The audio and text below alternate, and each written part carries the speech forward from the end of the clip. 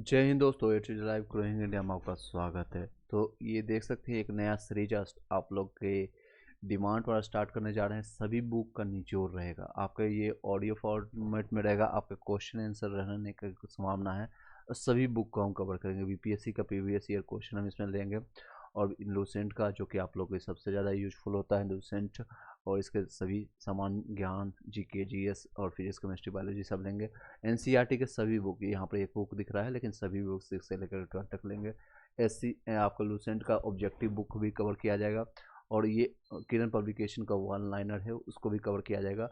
आपका सार संग्रह महेश अग्रवाल का ऑब्जेक्टिव है, और स्पीडी का समान अध्ययन और समान विज्ञान दोनों है बुक्स आपका। और साथ ही साथ अरिहंत का टोटल इसमें कुछ बुक दिखाया गया है, और खान सर का सभी book history, civic, geography, biology और कुछ यूथ पब्लिकेशन का यहाँ पर 12-13 बुक्स आपको दिख रहा है। साथ ही साथ करंट अफेयर भी कवर किया जाएगा। तो ज़्यादा टाइम नहीं वेस्ट करते हुए बीपीएससी टीआरई 2 के लिए सभी लोग के लिए 6 से लेकर 12 तक का, और सभी लोग का जितने भी कम समय में ज़्यादा क्वेश्चन करने की कोशिश करेंगे, इसलिए रिकॉर्डेड फॉर्मेट में रहेगा। और अगर भगवान ने और ईश्वर ने चाहा और ज़्यादा टाइम मिलेगा तो ज़्यादा टाइम तक हम बनाएंगे। 1 घंटे 2 घंटे 3 घंटे जितना जा सकता है, एटलीस्ट डेली या आधा घंटा 1 घंटा का जाएगा। बिहार एसएससी इंटर लेवल के लिए भी जो भी कई विद्यार्थी मेरे से पूछ रहे थे, और जितने भी अन कंपटीशन में, क्योंकि ये सभी जगह पूछे जाते हैं, जीके जीएस साइंस और करंट अफेयर्स का भी कुछ कुछ कंटेंट हम आपको बताते जाएंगे। नो डाउट हेल्पफुल रहेगा काफ़ी सेशंस। तो एक बार वीडियो को एक बार सभी लोग लाइक कर दीजिएगा, शेयर कर दीजिएगा। बाद में बीच में क्योंकि हम आपको कुछ भी बताएंगे नहीं और कुछ भी हम टोकेंगे नहीं, और आप लोगों को सिर्फ और सिर्फ कंटेंट इसमें डिलीवर होगा। ज़्यादा टाइम रहेगा कंटेंट डिलीवर करने में। चलिए सीधे टाइम वेस्ट करते हुए सीधे क्वेश्चन पर चलते हैं हम। चलिए दोस्तों, आज स्टार्ट करते हैं करंट अफेयर्स से। करंट अफेयर्स आज के डेट का यानी कि 4 नवंबर है। तो आज से लेकर के पिछले 8-10 महीने का आपको करंट अफेयर देख के जाना है। ज़्यादा ज़्यादा 15-20 नंबर क्वेश्चन आएगा आपका बिहार करंट अफेयर से, और इंडिया करंट अफेयर्स कहीं का भी आ सकता है। तो इसलिए करंट अफेयर्स और जीके सभी रहेगा, इसमें निचोड़ रहेगा सभी बुक का। तो सुनिएगा, पहला क्वेश्चन है, एडल लीग हुरुन्स इंडिया परोपकार सूची 2023 में शीर्ष स्थान किसे मिला है? फिर से बताता हूँ, एडफ एडल ग्लीब, थोड़ा नाम में स्पेलिंग है, एडला हुरुन इंडिया परोपकार सूची में 2023 में शीर्ष स्थान कौन है? तो शिव नादर है। एचसीएल के मालिक हैं एचसीएल, शिव नादर जी हैं। एचसीएल हिंदुस्तान कॉर्पोरेशन लिमिटेड के मालिक हैं। संपत्ति इनका टोटल है 2042 करोड़ रुपया, ये दान दिए हैं इसलिए। सेकेंड स्थान आता है अजीम प्रेम जी विप्रो के। नेक्स्ट आते हैं परोपकारी, यानी राजधानी जो है मुंबई है। महिलाओं में शीर्ष स्थान है रोहिणी नीलकमणी, इनका 170 करोड़ इनके पास है। मुकेश अम्बानी 3rd नंबर पर आते हैं। 4th नंबर पर कुमार मंगलम बिरला है, और 5th नंबर पर गौतम अडानी है। आई होप कि समझ गए होंगे। एड लीव हुरुन इंडिया परोपकार सूची में जो यानी परोपकार यानी दान पुण्य करने में सबसे टॉप पर कौन आता है, तो आप इसमें समझ सकते हैं। आई होप कि आपको समझ आ गई होगी। चलिए नेक्स्ट पॉइंटर पर डिस्कस करते हैं। आपको सारे ये चीज़ें, अब कुछ इंपॉर्टेंट क्वेश्चन है। विश्व खुशहाली यानी कि हैप्पीनेस सूचकांक में इंडेक्स में 126 इंडिया आता है। शांति सूचकांक में 126 है। वैश्विक भुखमरी सूचकांक में 111, 111 कर सकते हैं, याद रखिएगा। वैश्विक लैंगिक अंतराल यानी डिफरेंस सूचकांक में 127 नंबर पर आता है। WEF वर्ल्ड इकोनॉमिक फोरम के द्वारा आता है। लैंगिक अंतराल में सूचकांक 127 है। खुशहाली में 126, भुखमरी में आपका 111। वर्ल्ड प्रेस फ्रीडम में 161वां है। बहुत खराब स्थिति है। चलिए नेक्स्ट क्वेश्चन है आज का करंट अफेयर से। इस तरह से हाल ही में चर्चा में रहे प्रोजेक्ट कुसा का संबंध किससे है? तो डीआरडीओ से। प्रोजेक्ट कुसा डीआरडीओ से है, एयर डिफेंस सिस्टम से संबंधित है। डीआरडीओ की स्थापना हुआ था 1 जनवरी 1958 को। रेंज है इसकी इसमें प्रोजेक्ट कुसा का 350 किलोमीटर का। रूस का है, और ये आपका 5.4 ट्राफ्ट का है। यूएसए का राड है, और प्रोटिस्टा है। इजराइल का आयरन डोम है। इजराइल की राजधानी है जेरूसलम है, और तेल के लिए जाने जाते हैं। और इसके पीएम है बेंजामिनो नेतन्याहू, और सांसद है इसका निसेट। पड़ोसी देश है नेदरलैंड, सीरिया, जॉर्डन, मिस्र। ऑपरेशन आयरन रिसर्च है इजराइल ने हमास के खिलाफ लगाया है। ऑपरेशन अजय आपका भारत द्वारा होता है। नेक्स्ट क्वेश्चन आता है, हाल ही में केंद्रीय वित्त आप बता सकते हैं केंद्रीय वित्त मंत्री निर्मला सीतारमण ने श्रीलंका के त्रिकोणमाली में किस बैंक को शाखा का उद्घाटन किया है? तो SBI की 5वीं शाखा यहाँ पर हुआ है। फिर से बता देते हैं, हाल ही में केंद्रीय वित्त मंत्री यानी फाइनेंस मिनिस्टर निर्मला सीतारमण ने श्रीलंका के त्रिकोणमाली में किस बैंक की शाखा का उद्घाटन किया है? तो SBI की 5वीं शाखा है। नाम 2000 सम्मेलन मुख्य अतिथि रहे नेता निर्मला सीतारमण। आयोजन हुआ था त्रिकोणमाली श्रीलंका में। अंग्रेज 200 वर्ष पहले तमिल शाक व्यक्तियों को चाय की खेती कारखाने के लिए 10 दास बनाकर के श्रीलंका ले गए थे। ये सारी चीज़ें क्यों हुआ था? क्योंकि अंग्रेज 200 साल पहले तो लगभग तमिल व्यक्तियों की यानी कि इंडिया के तमिल व्यक्तियों को चाय की खेती कराने के लिए दास बनाकर के श्रीलंका ले गए थे। श्रीलंका की राजधानी है श्री जयवर्धने कोटे और राष्ट्रपति है पाक जल संधि आता है भारत और श्रीलंका के बीच में। नेक्स्ट है, अभ्यास होता है श्रीलंका के साथ मित्र शक्ति सेनेक्स एंड ऑपरेशन पवन 1987 में स्टार्ट हुआ था। डॉर्नियर 228 विमान दिया है और पहला अंतर्राष्ट्रीय क्रूज है आपका माई एक्सप्रेस। नेक्स्ट है क्वेश्चन आता है आज ही के डेट में इम्पोर्टेंट, हाल ही में चर्चा में रही ICBM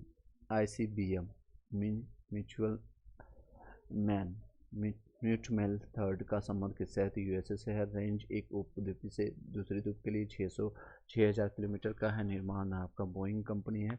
लॉन्च कैलिफोर्निया है। विसंगति के आने के कारण प्रशांत महासागर में नष्ट किया गया है।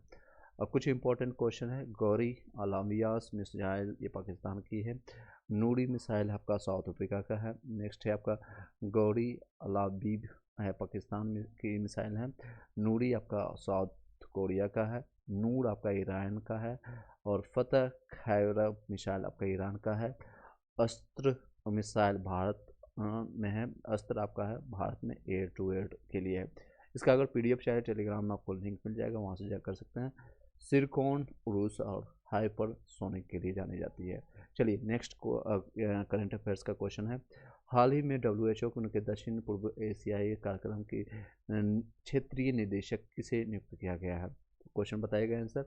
हाल ही में WHO के दक्षिण पूर्व एशियाई कार्यक्रम के क्षेत्रीय निदेशक किसे नियुक्त किया गया है? तो वो है साइमा वाजिद को। और ये बांग्लादेश की PM शेख हसीना की बेटी है। PM कौन है? साइमा वाजिद। WHO की स्थापना हम बता देते हैं 7 अप्रैल 1948 को हुआ। हेडक्वार्टर है जिनेवा आपका स्विट्जरलैंड में। हेड अभी है डॉक्टर ड्रोज ओके ड्रोज। 1 फरवरी 2024 से कार्यभार संभालेगी। कौन है? तो साइना वाजिद जो है बांग्लादेश की PM शेख हसीना की बेटी है साइना वाजिद। कुछ इंपॉर्टेंट क्वेश्चन हम इससे संबंधित देखते हैं। सार्क यानी दक्षेज की स्थापना कब हुआ है? तो 1985 में और ये हेडक्वार्टर है इसका काठमांडू नेपाल में। डिल्मा रोशेफ NDB की हेड है। नवीनतम देश मिस्र है। अजय बंगा वर्ल्ड बैंक के अध्यक्ष है। उर्सुला भांडोर EU के हेड है। क्रिस्टालिना जॉर्जिल्स IMF की हेड है। एटॉर्नी गुरसेल्स पुर्तगाल UNO की हेड है। नाइट फ्रैंक की prime global series index Q3 में शीर्ष स्थान किसे मिला है? तो मलिना को मिला है। फिलीपींस के हैं नाइट फ्रैंक के प्राइम ग्लोबल सीरीज इंडेक्स में शीर्ष स्थान किसे मिला है? तो मलिना को मिला है फिलीपींस के। और सेकेंड है दुबई की UAE और थर्ड है आपका संघाई चीन की। फोर्थ है मुंबई आपका और 10th में आता है दिल्ली नाइट फ्रैंक के प्राइम ग्लोबल सीरीज इंडेक्स में। चलिए नेक्स्ट क्वेश्चन आता है, इंपॉर्टेंट क्वेश्चन है। इंडिया जस्टिस रिपोर्ट टॉप में है कर्नाटका, बॉटम में आपका Uttar Pradesh. Fire power index में इंडिया 4थे नंबर पर आता है फायर पावर इंडेक्स में। SDI के 3 आधार कौन है? साक्षरता, जीवन प्रत्याशा, प्रति व्यक्ति आय। कौन SDI के आपका कौन है 3 आधार? साक्षरता यानी एजुकेशन, जीवन प्रत्याशा और प्रति व्यक्ति आय। एनर्जी ट्रांजिशन इंडेक्स में भारत 67 रहा है और ये जारी किया है WEF के द्वारा। हाल ही में दूसरा वर्ल्ड फूड इंडिया का शुभारंभ कहाँ हुआ है? वर्ल्ड फ्रूट तो नई दिल्ली में हुआ है, भारत मंडलम में शुभारंभ हुआ था PM मोदी के द्वारा। फर्स्ट संस्करण है 2017 में और आयोजन हुआ था खाद्य प्रसंस्करण मंत्रालय में। भागीदार देश इसमें नीदरलैंड, फोकस देश इसमें जापान है। 2023 में बाजरे का अंतर्राष्ट्रीय वर्ष पर भी फोकस किया गया है। नेक्स्ट इंपॉर्टेंट कुछ बातें देख लीजिए। G20 में 2023 का आयोजन जो हुआ था भारत में होस्ट हुआ था, भारत होस्ट किया था G20 का, आपको पता है, नई दिल्ली में। और SCO 2023 की अध्यक्षता भारत ही किया था। आर्टिफिशियल इंटेलिजेंस सेफ्टी समिट 2023 का UK है और ब्रिक्स 2023 का दक्षिण अफ्रीका। ये क्वेश्चन आएंगे, ललन टॉप क्वेश्चन है ये सारे। हाल ही में पहला अंतर्राष्ट्रीय क्रूज लाइन कोस्टा सेरेना का घरेलू परिचालन कहाँ प्रारंभ हुआ है? तो ये मुंबई में हुआ। हाल ही में पहला अंतर्राष्ट्रीय क्रूज लाइन कोस्टा सेरेना का घरेलू परिचालन कहाँ हुआ है? तो मुंबई में हुआ है। जहाज रानी जम्बी सर्वांधन सोनेवाल में। क्रूज सर्विस को बढ़ावा देने के लिए कोस्टा सेरेना इटली की कंपनी है। लंदन टॉपिक बातें कुछ और जानते हैं। गंगा विलास वाराणसी से डिब्रूगढ़ के लिए जाती है, 3200 किलोमीटर के लिए आता है। गंगा वाराणसी से डिब्रूगढ़। गंगा विलास कालादान प्रोजेक्ट है भारत और म्यांमार के बीच में। कालादान प्रोजेक्ट भारत और म्यांमार के टाइटन पनडुब्बी है। ओशंस गेट कंपनी USA के द्वारा। मत्स्य है 600 समुद्रदान का व्हीकल। हाल ही में चर्चा में रहे इनकोर ऐप का संबंध किससे है? तो निर्वाचन आयोग का। इनकोर ऐप निर्वाचन आयोग का ऐप उम्मीदवार एवं चुनाव प्रबंधन के लिए लॉन्च किया गया है। अब कुछ इंपॉर्टेंट बातें देख लीजिए। उद्गम पोर्टल है, RBI के द्वारा लॉन्च किया गया। उद्गम पोर्टल किसके द्वारा है? उद्गम। अभी सारे बातें हम करंट अफेयर्स के कर रहे हैं। जल्दी हम स्टार्ट करेंगे। कुछ जो बुक स्टार्ट करेंगे हम आपको उसका पेज संख्या भी बता देंगे और वहाँ से आप अपना रिविजन भी कर सकते हैं। सुस्वागतम पोर्टल आपका है उच्चतम न्यायालय का ई-पास के लिए, इलेक्ट्रॉनिक पास के लिए। ULLAS ऐप है, ऐप है UGC का। मेरी लाइफ ऐप है आपका पर्यावरण मंत्रालय का। साथी पोर्टल है कृषि मंत्रालय का। साथी कृषि, मेरी लाइफ, पर्यावरण। उल्लास ऐप है UGC का, उल्लास। हाल ही में डॉक्टर पुनीत राजकुमार हृदय ज्योति योजना किसने प्रारंभ की? ये आपको पता है, ये पुनीत राजकुमार जो है आपको साउथ के एक्टर हैं, तो ये आपका कर्नाटक का स्टार्ट किया है। हार्ट अटैक से पीड़ित परिवार की सहायता के लिए किया गया हाल ही में डॉक्टर पुनीत राजकुमार हृदय ज्योति योजना तो कर्नाटक में। कुछ इंपॉर्टेंट योजना के बारे में जानते हैं। PM प्रणाम योजना है भूमि प्रदूषण को कम करने के लिए, प्रणाम। PM विश्वकर्मा कौशल सम्मान योजना है 17 सितंबर को बुनकर शिल्पकारों के लिए। 17 सितंबर आपको पता है विश्वकर्मा दिवस भी मनाया जाता है।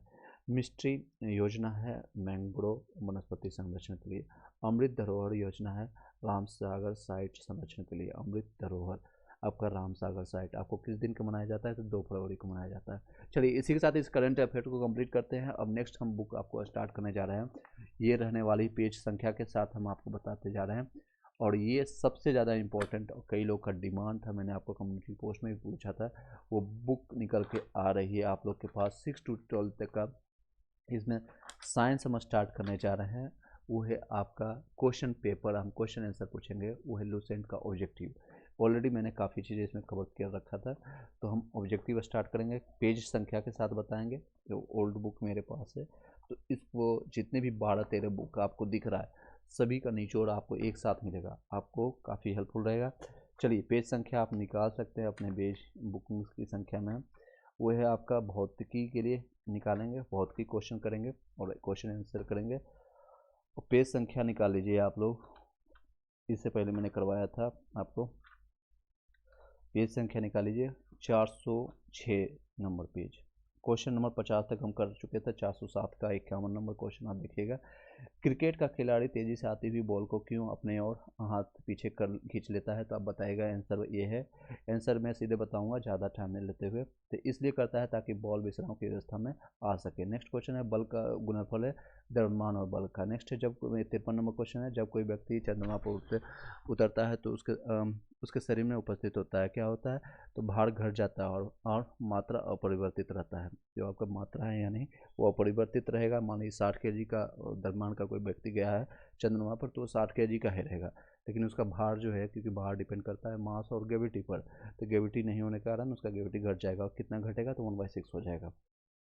नेक्स्ट क्वेश्चन पर चलते हैं। इस तरह से रहेगा, यदि हम भूमध्य रेखा से ध्रुवों की ओर जाते हैं तो जी का मान क्या होगा? जी का मान बढ़ेगा। भूमध्य से अगर ध्रुव के जाएंगे यानी पोल की तरफ जाएंगे तो उसकी वैल्यू बढ़ेगी। क्वेश्चन है नेक्स्ट, शरीर का वजन क्या होता है? शरीर के वजन कहाँ पर अधिकतम होगा? तो ऑप्शन दे देते हैं। तो पृथ्वी की सतह पर सभी जगह पर समान होता है, ये गलत है।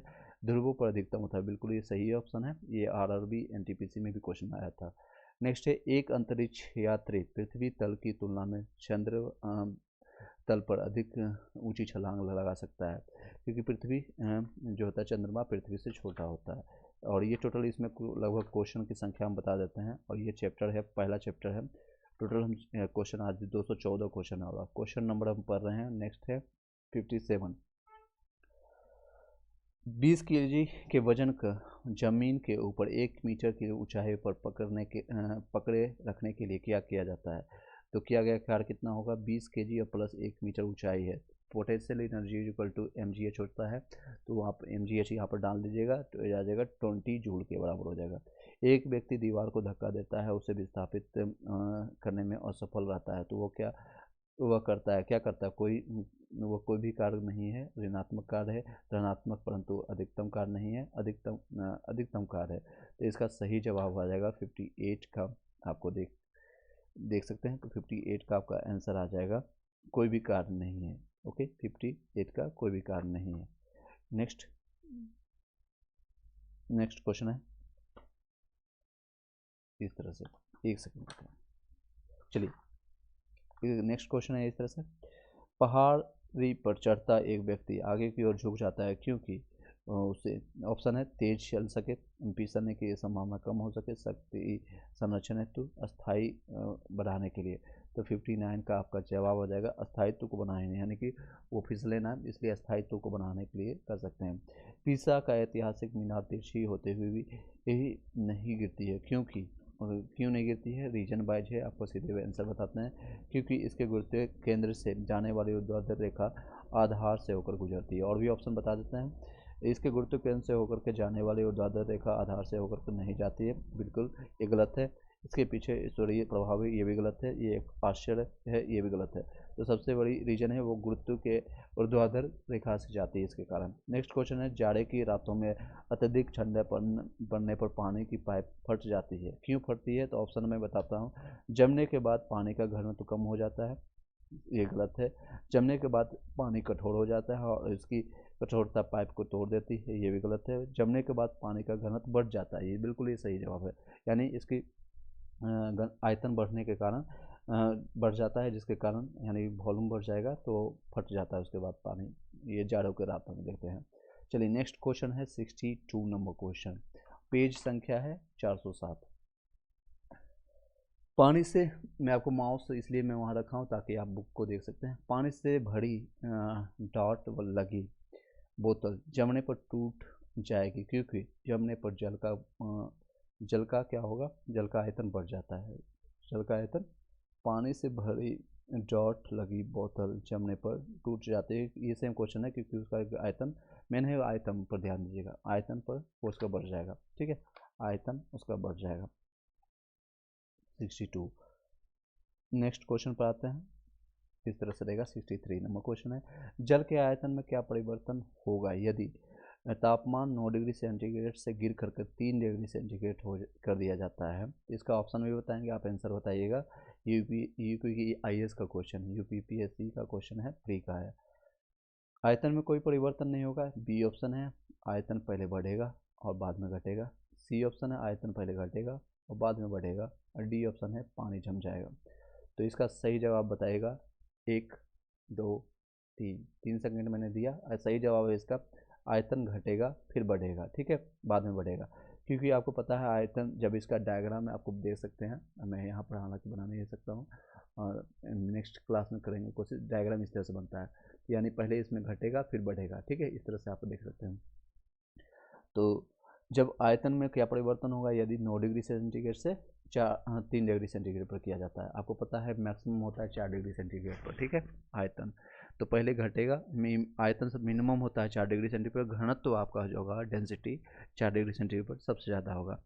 नेक्स्ट क्वेश्चन आता है, एक बीकर में पानी का बर्फ तैर रही है, जब बर्फ पूर्णतः पिघल जाएगी तो बीकर में पानी का तल क्या रहेगा, उतना ही रहेगा, ठीक है, उतना ही रहेगा, क्या रहेगा, उतना ही रहेगा।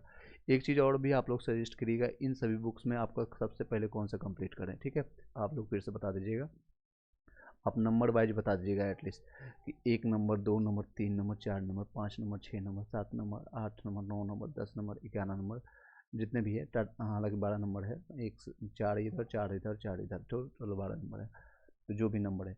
नेक्स्ट क्वेश्चन है आपके, क्वेश्चन नंबर है 64। एक बीकर में पानी का बर्फ तैर रही है, जब बर्फ पूर्णतः पिघल जाएगी तो बीकर में पानी का तल क्या होगा, उतना ही रहेगा। जब बीकर में हम पानी पर बर्फ देंगे, बढ़ेगा घटेगा या फिर पहले घटेगा फिर बढ़ेगा। ये क्वेश्चन आपका बीपीएससी टीआरई 1 में भी क्वेश्चन पूछा गया था और अनन कंपटीशन में, एनटीपीसी में, एसएससी में कई बार क्वेश्चन आया है।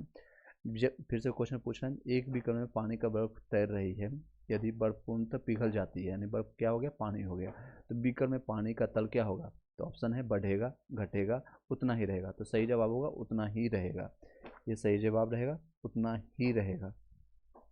चलिए, अगर वीडियो अच्छी लग रही लाइक करके सब्सक्राइब कर लीजिएगा, बेल घंटी दबा लीजिएगा। चलिए नेक्स्ट क्वेश्चन है, जब किसी बोतल में पानी भरा जाता है तो उसे जमने दिया जाता है तो बोतल टूट जाती है, क्योंकि पानी जमने पर फैल जाता है। ये सही जवाब है, क्योंकि कई क्वेश्चन रिपीट हो रहा है तो इसलिए मैं सीधे आंसर बताऊंगा।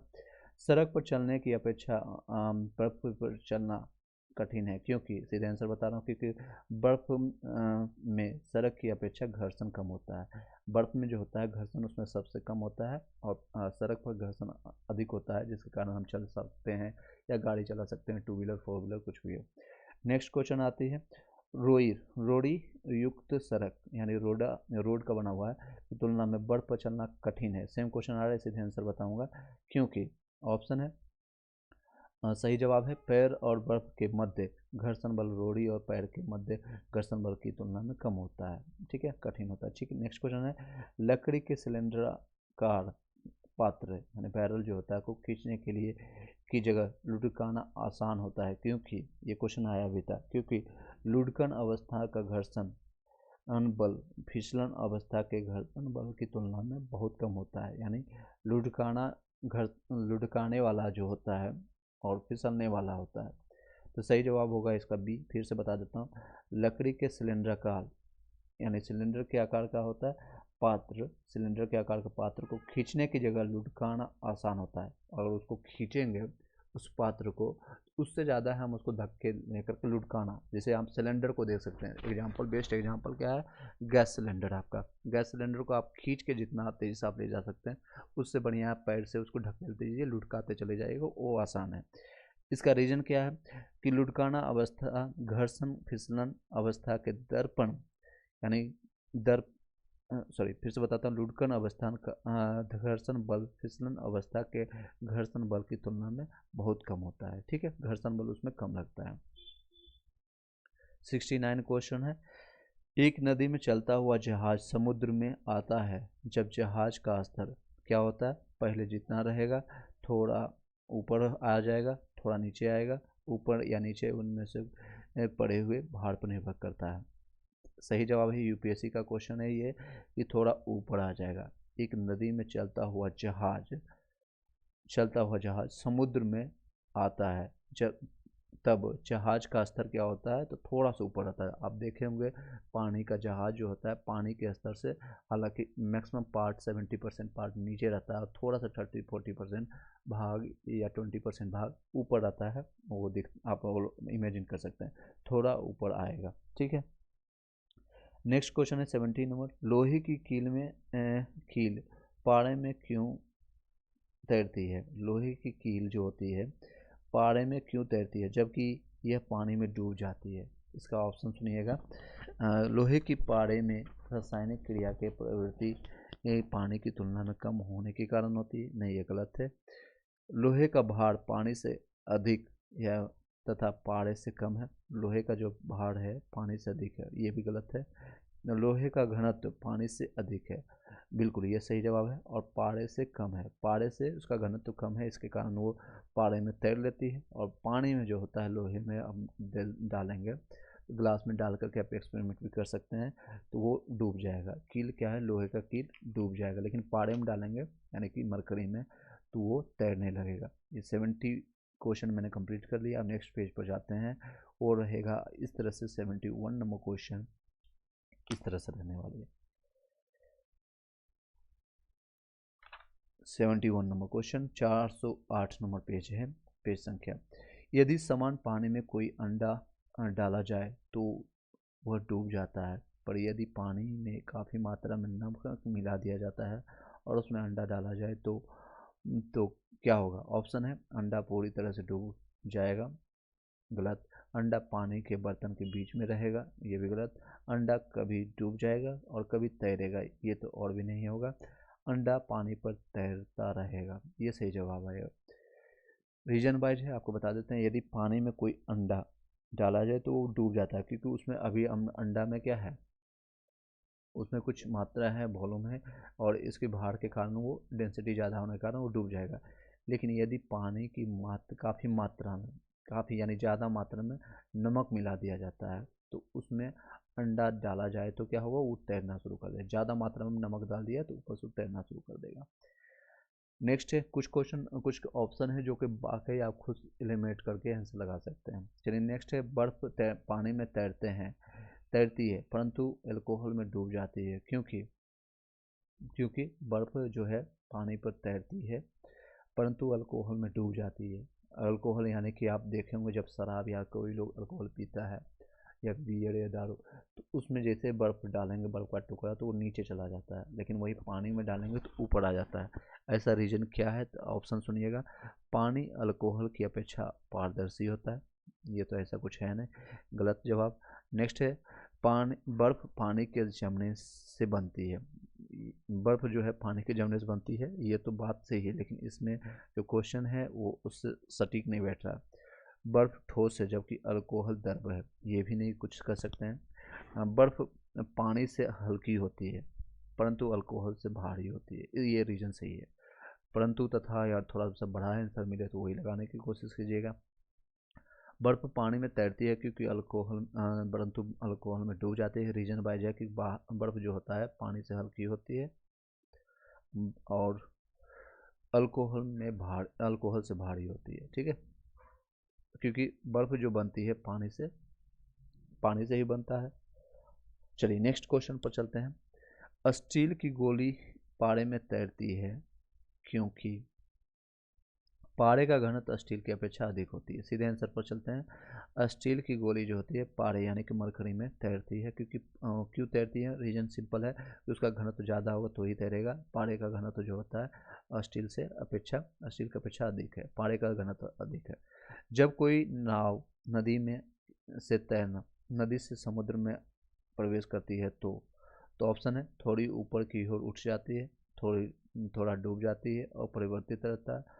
ऊपर उठना डूबना नाव के पदार्थ पर निर्भर करता है। तो सही जवाब होगा, ये पीटी में क्वेश्चन आया हुआ था यूपीपीएससी का। तो इसका थोड़ी ऊपर उठ जाती है जब कोई नाव नदी से समुद्र में प्रवेश करती है। मान लीजिए आपका समुद्र है, ब्रह्मपुत्र नदी, आप गंगा से गए, ब्रह्मपुत्र में चली गई नदी, तो देखेंगे नदी वहाँ पर समुद्र में जो भी देखेंगे जहाज, तो नाव वो रहता है बोट, थोड़ा ऊपर उठ जाएगा, ठीक है। नेक्स्ट क्वेश्चन पर आता है, पानी का घनत्व अधिकतम किस पर होगा? ऑप्शन है मैंने अभी भी बताया था, 4 डिग्री सेंटीग्रेड पर, 4 डिग्री केल्विन पर, 4 डिग्री फ़ारेनहाइट पर या -4 डिग्री सेंटीग्रेड पर।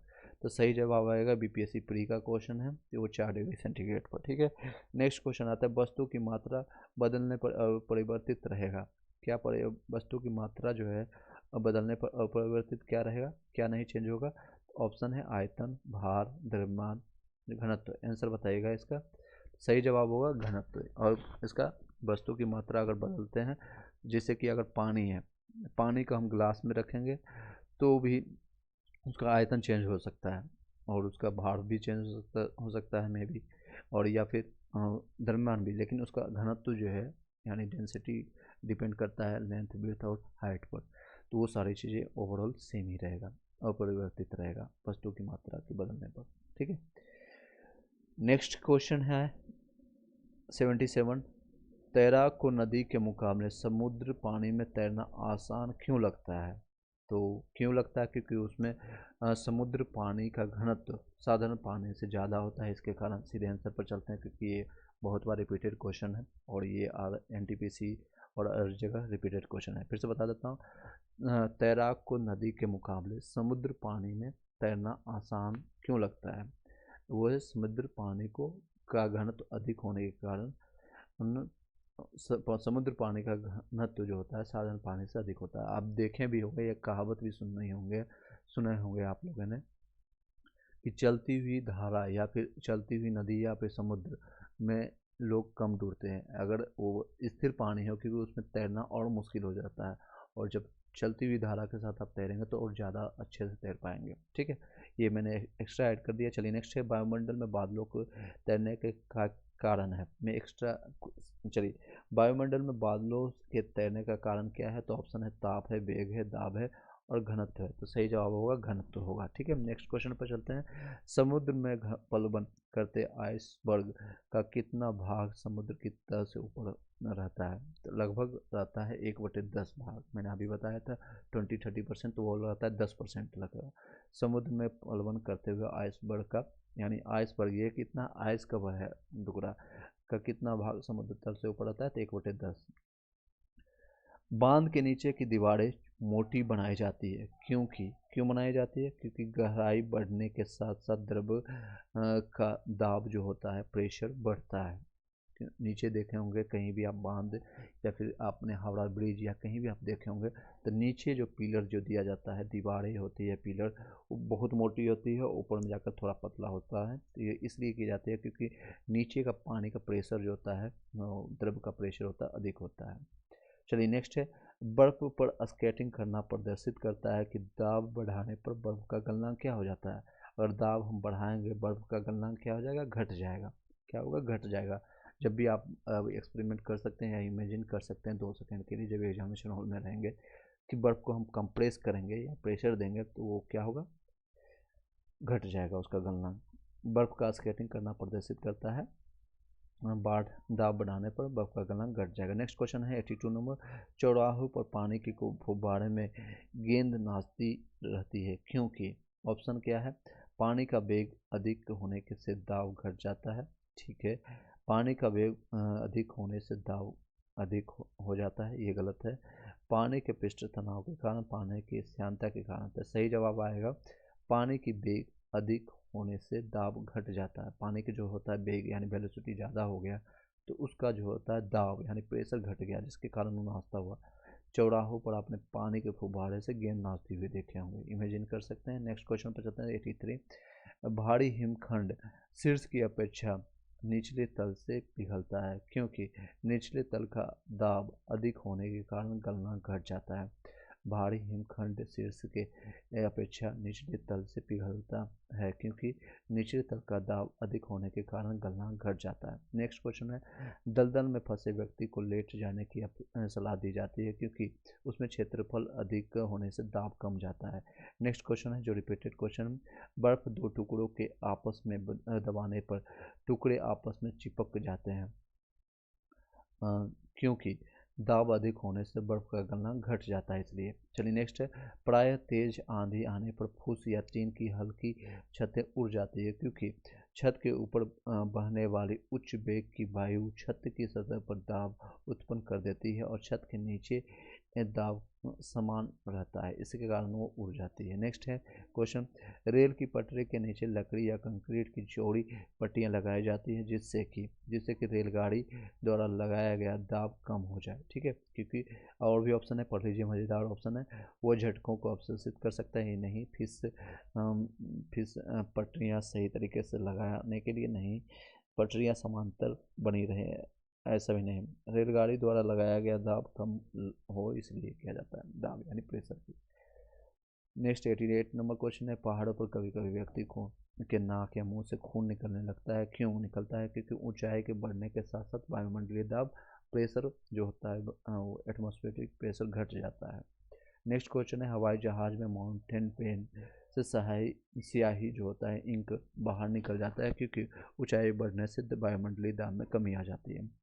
बार बार रिपीटेड क्वेश्चन है, यदि द्रव्यमान पृथ्वी का द्रव्यमान वही रहे और त्रिज्या 1% कम हो जाए तो तब पृथ्वी के तल पर जी का मान कितना होगा? जी का मान हो जाता है आपका, पता है, इसके फॉर्मूला पे डिपेंड करता है। पृथ्वी के द्रव्यमान वही रहे यानी कि मास सेम रहे और त्रिज्या 1% कम हो गया तो जी का मान क्या करता है? तो जी का मान आ जाता है आपका 2%, इसमें बढ़ जाएगा। 1% कम है तो इसमें 2% बढ़ जाएगा, ठीक है, 2% बढ़ जाएगा। चलिए नेक्स्ट क्वेश्चन पर चलते हैं। ऊंचाई की जगहों पर पानी 100 डिग्री सेंटीग्रेड के नीचे तापमान पर क्यों उबलता है?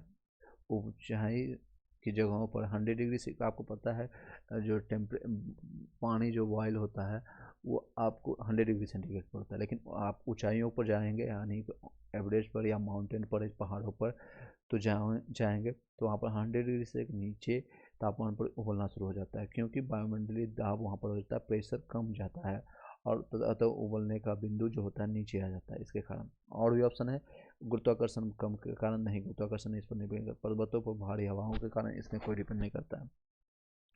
नेक्स्ट है 92, साबुन के बुलबुले के अंदर का दाब क्या होता है? साबुन के बुलबुले के अंदर का दाब जो होता है वायुमंडलीय दाब से अधिक होता है। अंदर का बुलबुला देखेंगे तो बाहर का जो दाब है वो प्रेशर उससे ज़्यादा अंदर का प्रेशर होता है। प्रेशर कुकर में खाना जल्दी पक जाता है क्योंकि इसमें पानी का क्वथनांक जो होता है बॉइलिंग पॉइंट बढ़ जाता है, क्वथनांक बढ़ जाता है, क्वथनांक बढ़ जाता है, ठीक है। बार बार रिपीट कर रहा हूँ ताकि आपके दिमाग में छप जाए। नेक्स्ट है वायुदापी की रीडिंग में अचानक गिरावट इस बात का संकेत है कि मौसम तूफानी होने वाला है।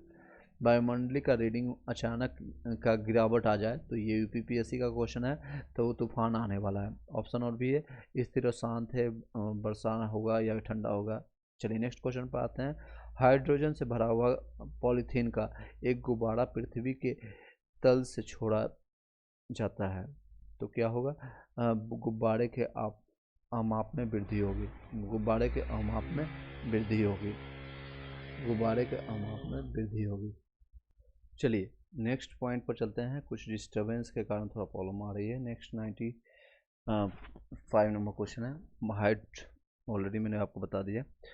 हाइड्रोजन से भरा हुआ पॉलीथीन का एक गुब्बारा पृथ्वी के तल से छोड़ा जाता है तो गुब्बारे के माप में वृद्धि हो जाएगी, ठीक है। नेक्स्ट क्वेश्चन पर आते हैं, इसका ऑप्शन में भी बता देता हूँ। गुब्बारे का माप यानी माप में कमी आएगी, माप में वृद्धि होगी इसमें, ठीक है। हाइड्रोजन से भरा हुआ एक पॉलीथीन का एक गुब्बारा पृथ्वी के तल से छोड़ा जाता है तो आप माप में वृद्धि हो जाएगी। चलिए नेक्स्ट क्वेश्चन है, समतल की अपेक्षा पर्वतों पर सांस लेना क्यों कठिन हो जाता है?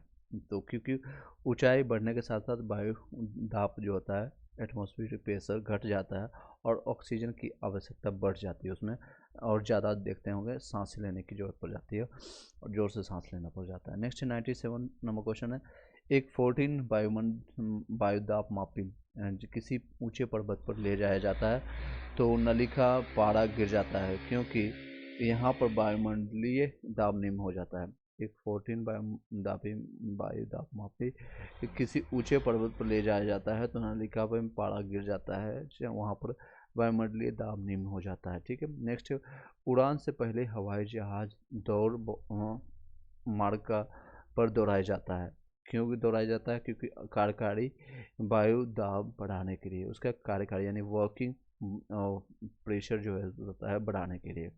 हाइड्रोजन से भरा एक रबर का गुब्बारा वायु में ऊपर जाकर के फट जाता है क्योंकि वायु दाब वहाँ पर घट जाता है वहाँ पर। नेक्स्ट है, प्रेशर कुकर में खाना कम समय में पकता है, ये रिपीटेड क्वेश्चन है क्योंकि अधिक दाब के कारण उबलते पानी का ताप जो होता है बढ़ जाता है। एक तो क्वथनांक बढ़ ही जाता है, साथ ही ये भी रीजन है, अधिक दाब के कारण उबलते पानी का दाब जो होता है बोलते पानी का, आपको पता है जो लेटेंट हीट होता है, यानी कि उसमें गुप्त उष्मा जो होता है उसमें ज़्यादा वेपर होता है, हीट होता है, इसके कारण अधिक दाब के कारण बोलते हुए पानी का ताप बढ़ जाता है। नेक्स्ट है सूर्य पर ऊर्जा का निर्माण होता है, किससे होता है? तो नाभिकीय संलयन द्वारा। ऑप्शन भी है विघटन है, अभिक्रिया है और अपकरण अभिक्रिया है। तो और सही आंसर आएगा नाभिकीय संलयन द्वारा। सूर्य पर ऊर्जा का निर्माण होता है नाभिकीय संलयन द्वारा। नेक्स्ट क्वेश्चन है सूर्य की ऊर्जा उत्पन्न होती है नाभिकीय संलयन द्वारा। सूर्य पर ऊर्जा का निर्माण नाभिकीय संलयन द्वारा। सूर्य की ऊर्जा उत्पन्न होती है नाभिकीय संलयन। क्वेश्चन को देखिए घुमा के पूछने का तरीका। सूर्य में निरंतर ऊर्जा का सृजन किस कारण होता है? तो नाभिकीय संलयन द्वारा होता है। ठीक है। चाबी भरी घड़ी में कौन सी ऊर्जा होती है? तो स्थितिज ऊर्जा होती है। एक वन लाइनर क्वेश्चन है क्योंकि ये बहुत बार रिपीटेड क्वेश्चन आया है। जब हम रबड़ के गद्दे वाले सीट पर बैठते हैं तो गद्दे पर लेटते हैं तो उसका आकार परिवर्तित हो जाता है, यानी कि चेंज हो जाता है। ऐसे पदार्थ में पाया जाता है, क्या पाया जाता है? स्थितिज ऊर्जा, गतिज ऊर्जा, संचित ऊर्जा, विखंडन ऊर्जा। तो सही जवाब होगा स्थितिज ऊर्जा इसमें पाई जाती है। 105 नंबर ये क्वेश्चन था, इसमें स्थितिज ऊर्जा पाई जाती है। नेक्स्ट क्वेश्चन है निम्न में से किसमें गतिज ऊर्जा नहीं है? तो ऑप्शन है नहीं, यानी स्थितिज ऊर्जा खोजना है। तो ऑप्शन है चली हुई गोली में। चली हुई गोली में क्या गतिज ऊर्जा नहीं है? बिल्कुल है। बहता हुआ पानी, इसमें भी है। चलता हथौड़ा, ये भी है। खींचा हुआ धनुष, खींचा हुआ धनुष में स्थितिज ऊर्जा है, तो इसमें गतिज ऊर्जा नहीं है। तो ऑप्शन हो जाएगा डी, क्योंकि आप खींचा हुआ धनुष देखेंगे, जब मान लीजिए अर्जुन ने अपना धनुष खींचा तो ये क्या है? अभी खींचा है, सिर्फ खींच के वो खड़ा है, निशाना लगा रहा है, चलाया नहीं है, तो स्थितिज ऊर्जा है। और चली हुई गोली क्या हो गया? गतिज ऊर्जा हो गया। बहता हुआ पानी गतिज ऊर्जा, और चलता हथौड़ा भी गतिज ऊर्जा। ये एनटीपीसी का क्वेश्चन है। जब एक चल वस्तु की गति दुगनी हो जाती है तो उसकी गति ऊर्जा कितनी होगी? आपको पता है गति ऊर्जा 4 गुनी हो जाएगी। कितनी होगी? 4 ऊर्जा, क्योंकि ये काइनेटिक एनर्जी आपको डिपेंड करता है हाफ mv स्क्वायर पर, यानी कि v डबल होगा तो v का डबल करेंगे या स्क्वायर करेंगे तो 2 का स्क्वायर 4 होता है, तो 4 गुनी हो जाएगी। ठीक है। सीढ़ी पर चढ़ने में अधिक ऊर्जा खर्च होती है क्योंकि व्यक्ति गुरुत्व के विरुद्ध कार्य करता है। गुरुत्व जो होता है हमेशा अट्रैक्ट करता है पृथ्वी की ओर, नीचे की ओर, और हम ऊपर जाने की कोशिश करते हैं, यानी कि सीढ़ी पर चढ़ने की कोशिश कर रहे हैं ऊपर, first floor, second floor, third floor, इस तरह से। तो गुरुत्व के विरुद्ध का काम कर रहे हैं, जी के विरुद्ध काम कर रहे हैं, इसलिए हमें ज़्यादा ऊर्जा खत्म करना पड़ता है, खर्च होता है उसमें। निम्न में से कौन सा नियम इस कथन को वैध ठहराता है? को नेक्स्ट क्वेश्चन है द्रव्य ना तो सृजन किया जा सकता है और ना ही विनाश किया जाता है। ऑप्शन है आपका ऊर्जा संरक्षण का, और ना स्थैलिनीय का नियम, द्रव्यमान संरक्षण का, पराशरण का नियम। तो सही जवाब होगा इसमें ऊर्जा संरक्षण का नियम। ठीक है। वैध ठहराता है द्रव्य ना तो सृजन किया जा सकता है ना ही इसका विनाश किया जा सकता है। 109 number question. Next question 110 number question, इससे दे सकते हैं, आप बताइएगा आंसर। जब दूध को बिलोया जाता है तो उसमें मक्खन, यानी बिलोया मतलब कि उसको जो मक्खन से आपने चलाए होंगे, गांव में देखा होंगे, तो उसमें से मक्खन अलग हो जाता है। इसका कारण क्या है? ऑप्शन है गुरुत्वाकर्षण बल के कारण, घर्षण बल के कारण, उष्मा के कारण, या केंद्र अपसारी बल के कारण। केंद्रीय अपसारी बल के कारण। तो सही जवाब हुआ सेंट्रीपिटल होता है या सेंट्रीफ्यूगल, आप ऑप्शन में बताइएगा कमेंट बॉक्स में। सभी क्वेश्चन का जवाब कमेंट बॉक्स में दीजिएगा ताकि आपके इंद्रिय काम कर सके। वो होगा केंद्रापसारी बल के कारण। वृत्तीय सड़क पर बंकन यानी बैंकिंग का उद्देश्य क्या है? केंद्राभिसारी बल प्रदान करना होता है वृत्तीय सड़क पर, जैसे मौत का कुआं आपने देखा होगा। नेक्स्ट क्वेश्चन, साइकिल चलाने वाला मोड़ लेते समय क्यों झुकता है? वो झुकता है क्योंकि ताकि गुरुत्व केंद्र के आधार के अंदर बना रहे और उसे गिरने से बचा सके। ठीक है। नेक्स्ट क्वेश्चन है, कोई साइकिल सवार किसी मोड़ पर घूमता है तो वो अंदर की ओर क्या झुक जाता है? देखते होंगे, बाहर की ओर झुकता है, आगे की ओर झुकता है, बिल्कुल नहीं झुकता है, तो अंदर की ओर झुकता है। तो सही जवाब होगा अंदर की ओर झुकता है। नेक्स्ट है, दूध से क्रीम निकालने में कौन सा बल लगता है? तो अपकेंद्रीय बल लगता है। ऑप्शन भी है और भी, अपकेंद्रीय, अभिकेंद्रीय और घर्षण बल, बाह्य बल। तो सही जवाब होगा अपकेंद्रीय बल, सेंट्रीपिटल। ओके, सेंट्रीफ्यूगल नहीं होगा। नेक्स्ट क्वेश्चन है, जब पानी की बाल्टी काफ़ी तेज़ी से ऊर्ध्वाधर वृत्त में घुमाई जाती है तब पानी बाल्टी में उसकी उच्चतम स्थिति में भी नहीं गिरता है, क्योंकि अब केंद्र बल पानी के वजन से अधिक होता है। फिर से क्वेश्चन बताते हैं, 115 नंबर है। जब पानी की बाल्टी काफ़ी तेज़ी से ऊर्ध्वाधर यानी कि वृत्ताकार आप देखेंगे घुमाते हैं तो नहीं गिरती, उससे पानी नहीं गिरता है उच्चतम स्थिति में, यानी ज़्यादा अगर धीरे से घुमाएंगे तो गिर जाएगा। ऐसा ही क्यों होता है? क्योंकि अब केंद्र बल अब पानी में वजन से अधिक होता है। अब केंद्र बल का जो होता है पानी के वजन से अधिक होता है। नेक्स्ट है 116 नंबर क्वेश्चन। वॉशिंग मशीन का कार्य सिद्धांत किसके ऊपर है? तो ऑप्शन है उपकेंद्रन या अपकेंद्रन, और भी ऑप्शन है विसरण और पोहन में। तो सही जवाब होगा अपकेंद्रन, ओ वाला, ओ से अर्चना ये समझ सकते हैं, ओ से अपकेंद्रन, ठीक है। वॉशिंग मशीन अपकेंद्रन, ठीक है। नेक्स्ट क्वेश्चन है असरौता या चिमटा निम्न में से किस प्रकार के उत्तोलक का संबंधित है? मैंने उत्तोलक का आपको बताया था, द्वितीय है, तृतीय है, फर्स्ट है। तो ये द्वितीय एवं तृतीय प्रकार के उत्तोलक से संबंधित है। पृथ्वी तल से पलायन वेग का मैंने आपको बताया था लास्ट लेक्चर में भी, 11.2 किलोमीटर पर सेकेंड होता है। पृथ्वी की तल से किसी न्यूनतम वेग से प्रक्षेपित किए जाने वाले कोई रॉकेट पृथ्वी के गुरुत्वाकर्षण को पार करके अंतरिक्ष में चला जाएगा किस पर? तो उसका वेग होगा 11.2 किलोमीटर पर सेकेंड, ठीक है। नेक्स्ट है भू स्थिर उपग्रह जियो स्टेशनरी सैटेलाइट का आवर्तकाल होता है कितने का? तो 9 घंटे, 12 घंटे, 24 घंटे, 28 घंटे। तो भू स्थिर उपग्रह का आवर्तकाल होता है 24 घंटे का, ठीक है। सही जवाब सी, 24 घंटा। 121 नंबर क्वेश्चन। यदि किसी पिंड को पृथ्वी से 12.2 किलोमीटर प्रति सेकंड के वेग से फेंका जाए तो पिंड क्या होगा? पृथ्वी पर कभी नहीं लौटेगा, या 2 घंटे में लौट जाएगा, 24 घंटे में लौट जाएगा, कुछ निश्चित नहीं है। तो सही जवाब होगा पृथ्वी पर कभी नहीं लौटेगा। और ये वेग क्या है? प्लायन वेग है, एस्केप वेलोसिटी। जब एक पत्थर को चांद की सतह से पृथ्वी पर लाया जाता है तो ऑप्शन है इसका द्रव्यमान बदल जाएगा, इसका भार बदल जाएगा, परंतु द्रव्यमान नहीं। भार और द्रव्यमान दोनों बदल जाएंगे, ना द्रव्यमान ना ही भार। तो सही जवाब इसका होगा, बीपीएससी का क्वेश्चन है तो ये आपका जवाब होगा भार बदल जाएगा परंतु द्रव्यमान नहीं बदलेगा। जब एक पत्थर को चांद की सतह से, पत्थर है ठीक है, पत्थर की सतह चांद की सतह से पृथ्वी पर लाया जाता है तो उसका भार जो है वहाँ मान लीजिए 5 kg का है, ठीक है।